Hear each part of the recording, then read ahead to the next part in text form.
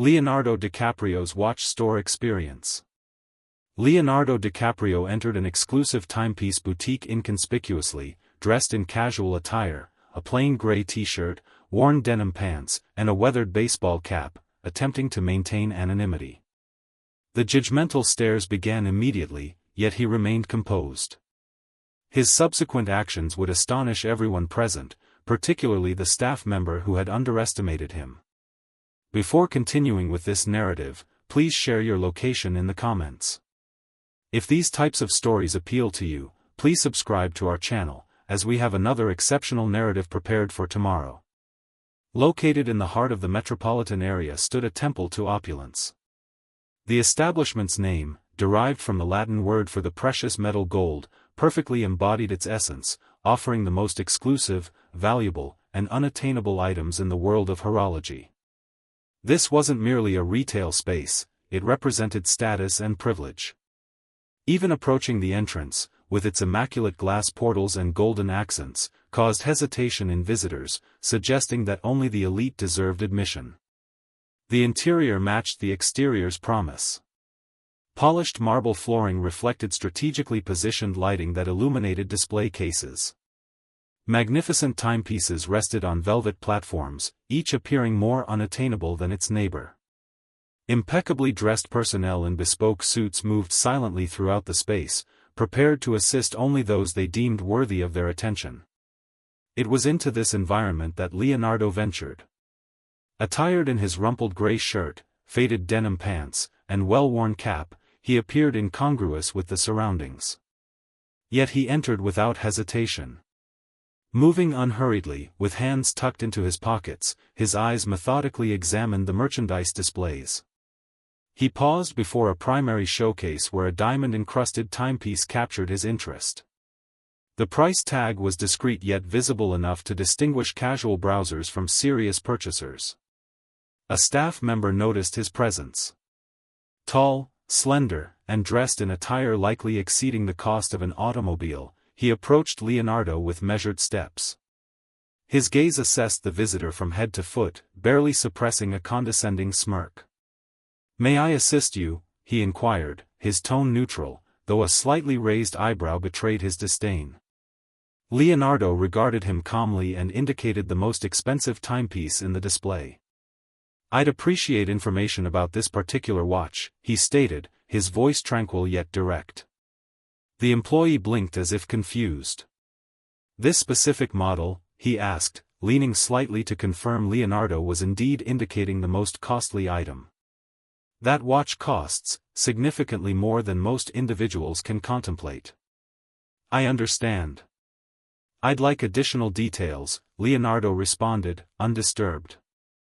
The employee crossed his arms, allowing a faint mocking smile to emerge. "Well, I'm uncertain if this is precisely the type of item suitable for your needs," he remarked, pausing deliberately. "Perhaps I could show you something more accessible." The contempt was unmistakable. Leonardo didn't immediately reply, maintaining his focus on the timepiece. The employee exhaled as if dealing with an obstinate child. "This particular model is limited production, highly exclusive, an investment actually, the type that appeals to a select clientele," he stated, displaying a forced smile. "But naturally, there are alternative options, something more appropriate." Leonardo finally directed his gaze toward the employee. "I simply want information about this watch. Could you explain its features?" he requested, his demeanor remaining serene. The employee chuckled softly, shaking his head, not attempting to conceal his sarcasm. "Certainly, sir. It's crafted from 18-karat white gold with diamond inlays, fully automatic movement, designed by one of Switzerland's premier watchmakers. Only 5 exist worldwide, a genuine classic, and priced equivalent to a modest apartment. Would you care to know more?" Leonardo remained composed, unaffected by the sarcasm. The employee, conversely, appeared irritated by his persistence. "As I mentioned, perhaps examining something more aligned with your profile would be advisable." Leonardo didn't respond immediately. He turned his attention back to the watch, seemingly disregarding the employee's hostile attitude entirely. However, something in his posture, a calmness so absolute it seemed peculiar, suggested he was no ordinary customer. This nuance went unnoticed by the employee, who appeared to enjoy the situation.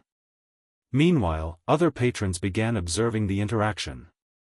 A couple nearby exchanged subtle glances, while an older woman appeared uncomfortable with the scene, yet nobody intervened.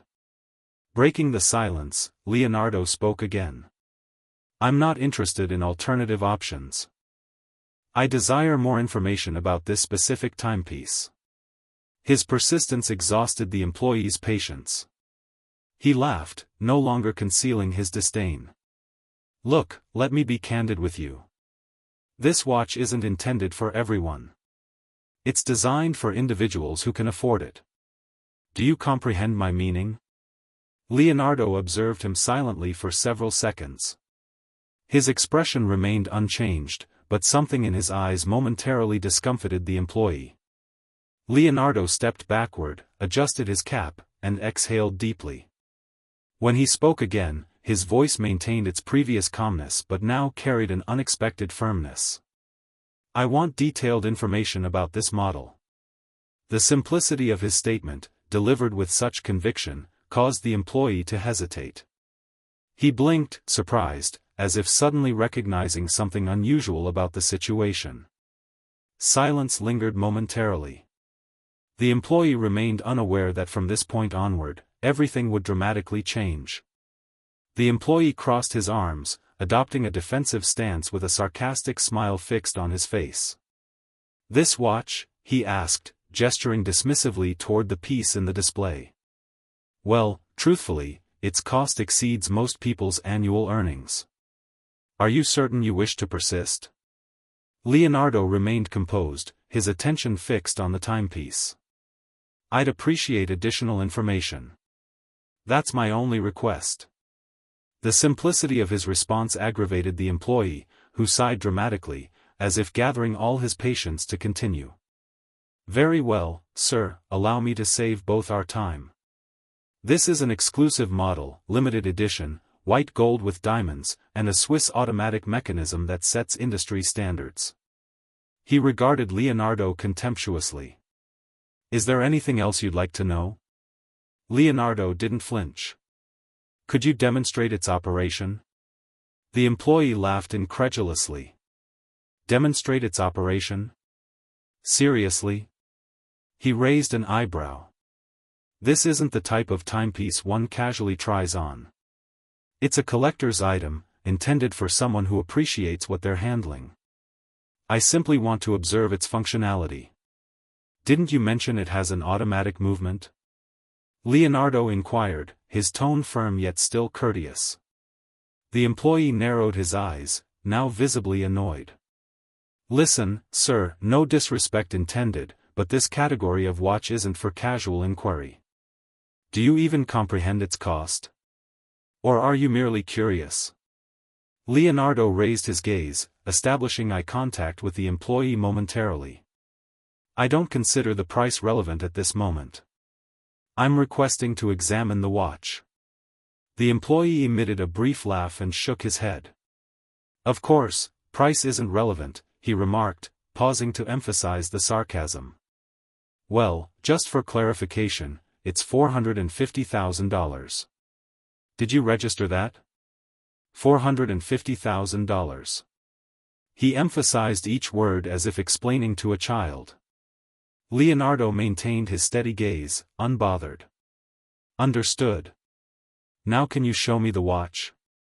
Or will you continue explaining details I haven't requested?" The employee retreated a step, crossing his arms with a mocking expression. "You know my assessment? I believe you're in the wrong establishment, because Zaytora doesn't cater to the merely curious." He gestured toward Leonardo's attire. "People who simply want to look, to fantasize. Here, we engage with serious purchasers." Leonardo slightly narrowed his eyes. "What leads you to conclude I'm not a serious purchaser?"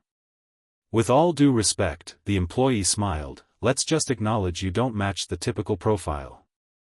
The tension increased, but Leonardo maintained his composure. "And what constitutes the typical profile?" he asked, crossing his arms. The employee shrugged, feigning indifference. "Oh, you understand, someone who fits the environment.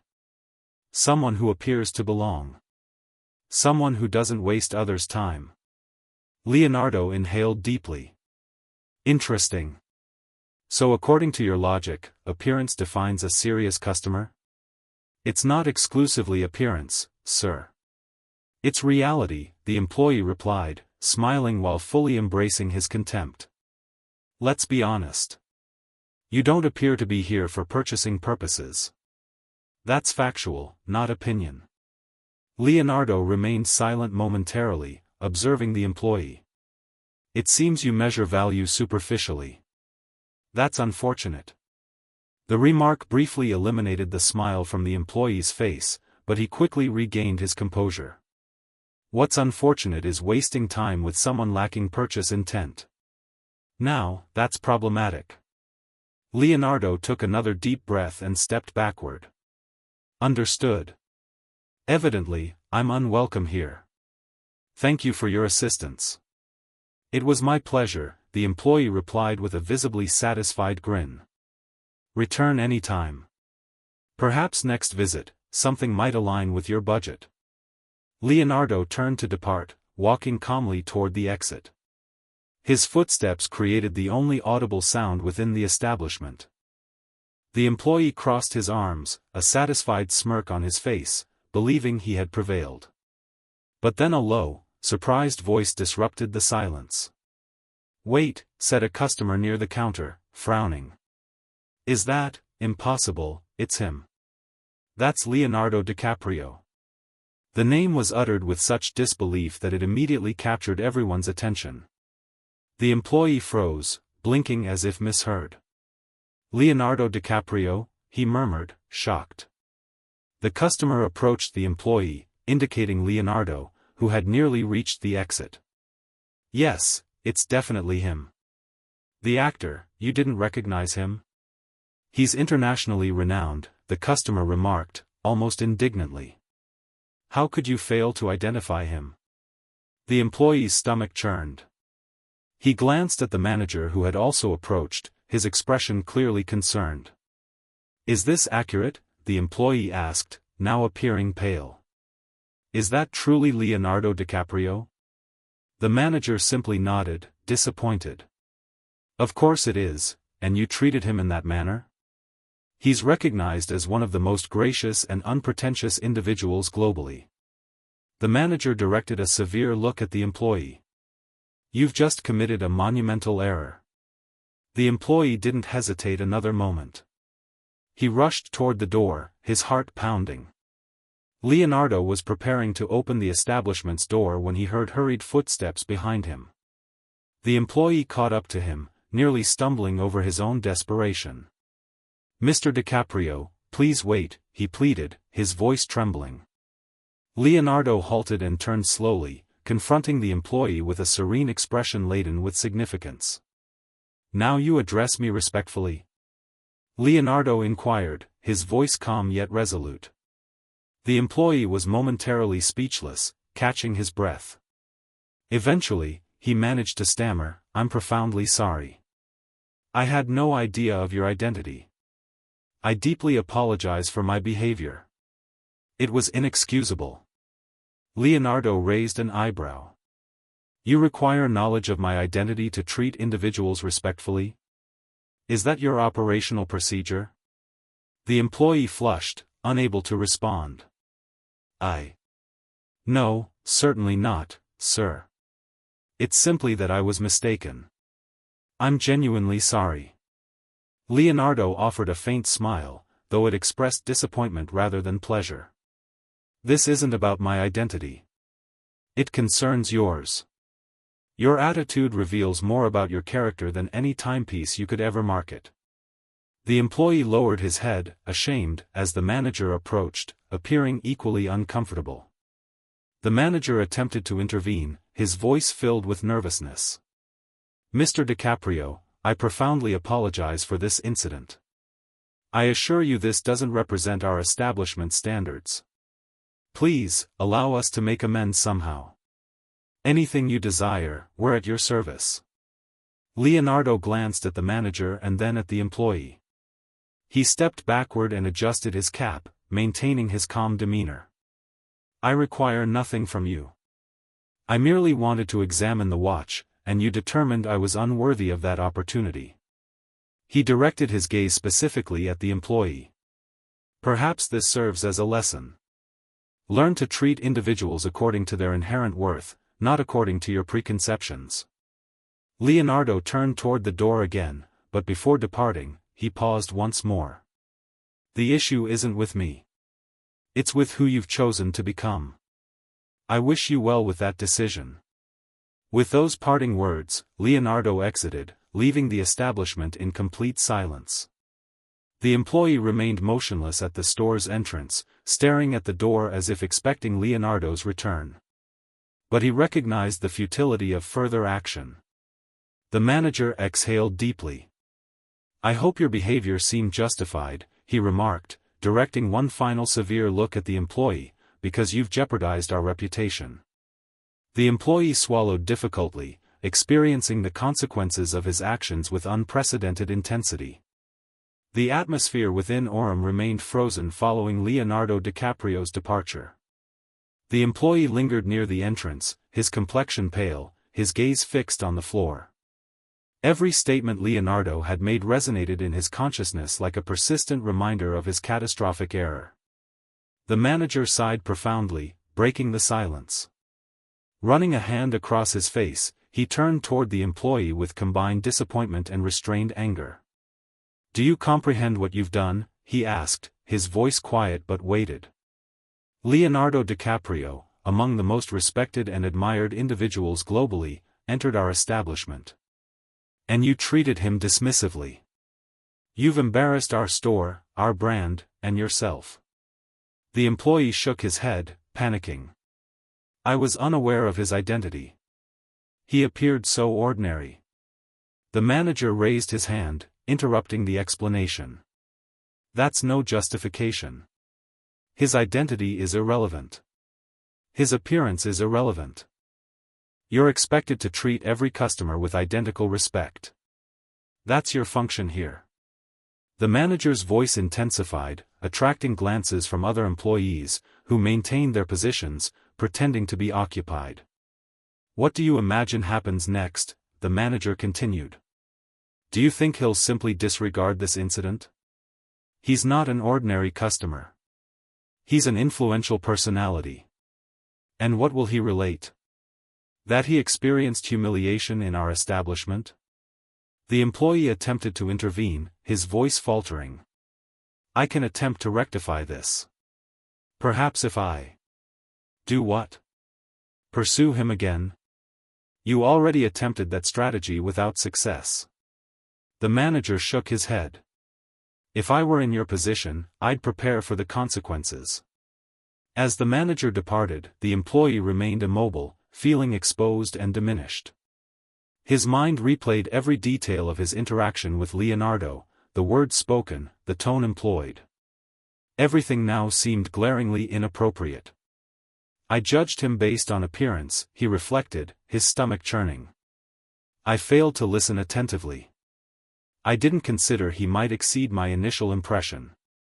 He recalled Leonardo's calm demeanor, the serenity with which he had responded to every discourteous comment, and experienced constriction in his throat. Why hadn't he recognized the situation sooner? Why had he allowed his biases to dominate? The employee glanced at his colleagues, but none approached him. He recognized his isolation in this situation. The establishment, which previously maintained an atmosphere of controlled professionalism, now felt oppressive. Other employees continued attending to customers, but the environment had transformed. The shadow of the incident seemed to hover over everyone, a silent reminder of the consequences of disrespecting others. One colleague, positioned nearby, directed a warning glance at him. No verbal communication was necessary. The message was unambiguous: you've exceeded acceptable boundaries. At the conclusion of the shift, the manager summoned the employee to his office. The compact, austere space felt more constraining than ever. "I won't minimize this situation," the manager began bluntly. "You've committed an error that could significantly damage this establishment. This extends beyond Leonardo DiCaprio. It concerns what he represents. The message you conveyed today suggests we respect only individuals who appear affluent. That contradicts our fundamental principles." The employee prepared to respond, but the manager raised his hand again. "I'm disinterested in your justifications currently.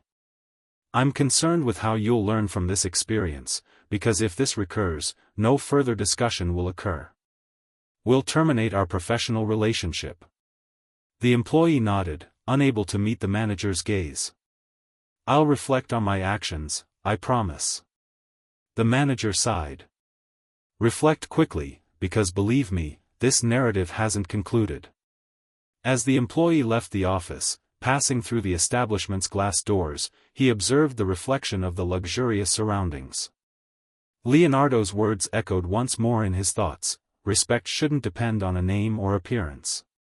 He gazed upward at the darkening sky and wondered about the time required to repair the damage he had caused, if restoration was even possible. In a modest neighborhood, distant from Orum's glittering displays, Leonardo entered a small watch shop named Time and Value. The space was unpretentious yet inviting. Shelves displayed various timepieces, some clearly vintage, others with contemporary designs, though none exhibited the ostentatious luxury of the previous establishment. An elderly salesperson with silver hair and circular spectacles greeted him warmly. "Good afternoon, how may I assist you today?" he inquired, his tone genuinely welcoming. Leonardo returned the smile, immediately perceiving the contrasting atmosphere. "I'm seeking something special, something meaningful." The salesperson nodded, gesturing for Leonardo to approach the counter. "Then you've arrived at the appropriate destination. The most expensive timepiece isn't necessarily the one with the most significant story. We have several unique items here. May I recommend one?" "Please," Leonardo replied. The salesperson retrieved a small pocket watch with a classic, elegant design. Compared to the merchandise at Orum, it appeared modest, yet it radiated charm. He opened the cover, revealing a discreet Latin inscription: "Time flies, but love remains." "This piece is exceptional," the salesperson explained.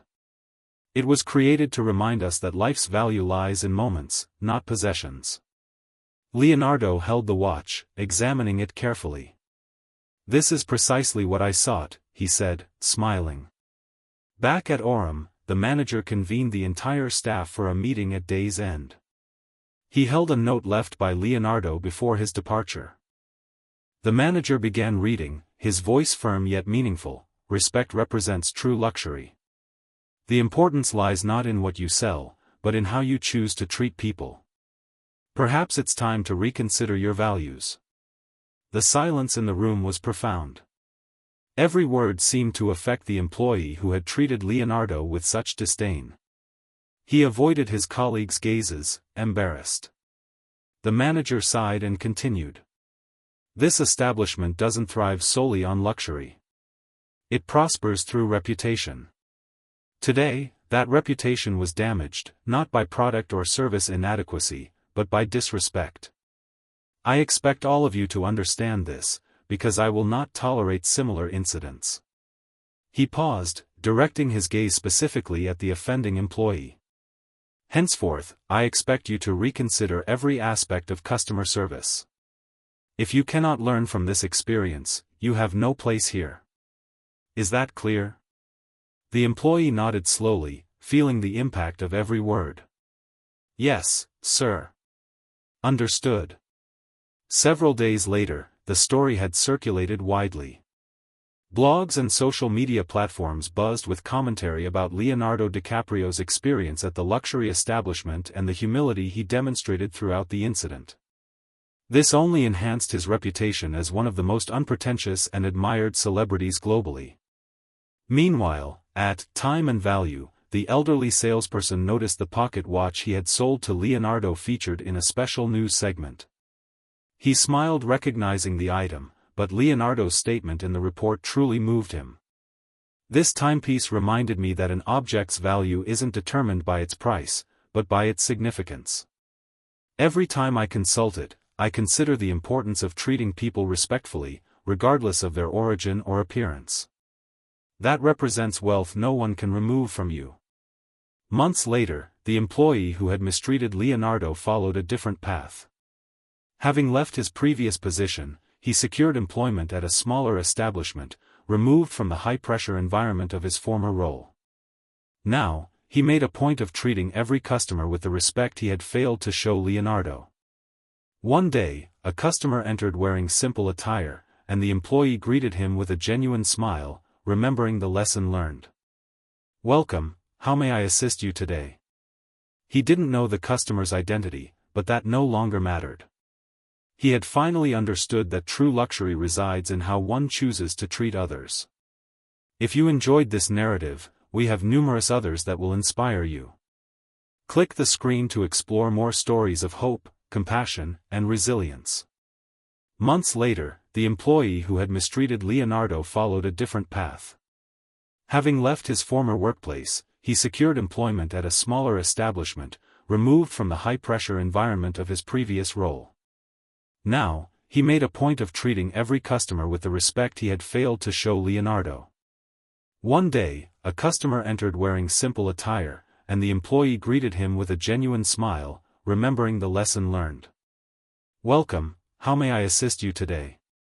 He didn't know the customer's identity, but that no longer mattered. He had finally understood that true luxury resides in how one chooses to treat others. Thank you for watching. I hope you all enjoy this video and learned a lesson. I would be grateful for your likes. Also don't forget to subscribe and comment on the video. See you soon.